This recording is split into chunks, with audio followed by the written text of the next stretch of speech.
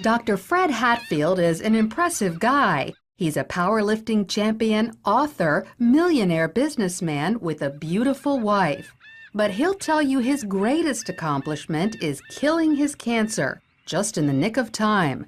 The doctors gave me 3 months to live because of widespread metastatic cancer in my skeletal structure.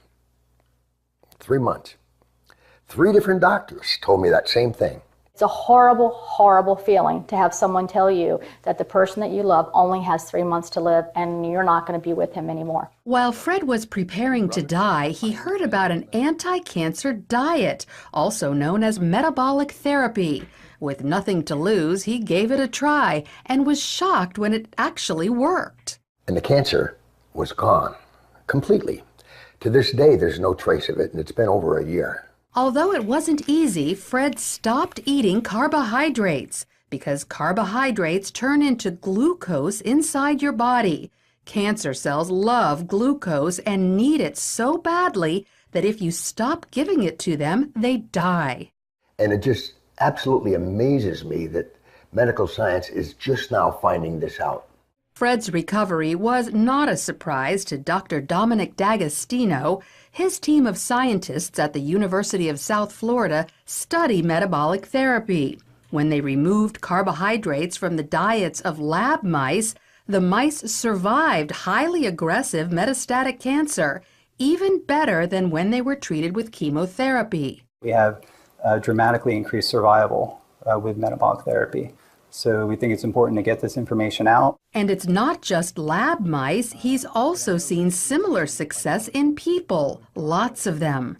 I've been in correspondence with a number of people, probably at least a dozen people, and over the last 1.5 to 2 years, and all of them are still alive, so despite the odds. And so this is very encouraging. All cells, including cancer cells, are fueled by glucose. But if you deprive them of glucose, they switch to the alternate fuel ketone bodies, all except cancer cells.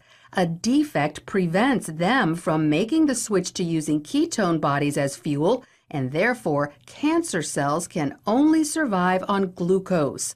All other cells can use either glucose or ketone bodies. Your normal cells have the metabolic flexibility to adapt from using glucose to using ketone bodies.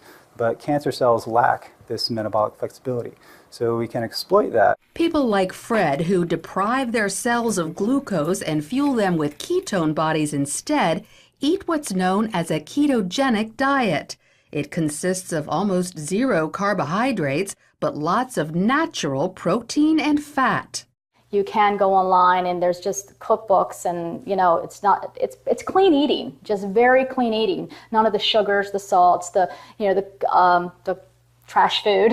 Natural proteins are ones in their original form, but processed meats like cold cuts and hot dogs are off limits because often carbohydrates have been added to them. Natural fats are in their original form, like olive oil, avocados, nuts, and also coconut oil. But stay away from trans fats such as shortening or margarine, which are man-made. Some people are afraid to try the ketogenic diet because they think all this fat is bad for their heart. But more doctors are now saying natural fat is actually good for you, even natural saturated fat like coconut oil and butter. Doctors like cardiologist Stephen Sinatra. Is cholesterol the major cause of heart disease? Absolutely not. In his book, The Great Cholesterol Myth, he says the real cause of heart disease is inflammation, which comes from eating too many carbohydrates. We need to coach our patients and empower them about the dangers of sugar.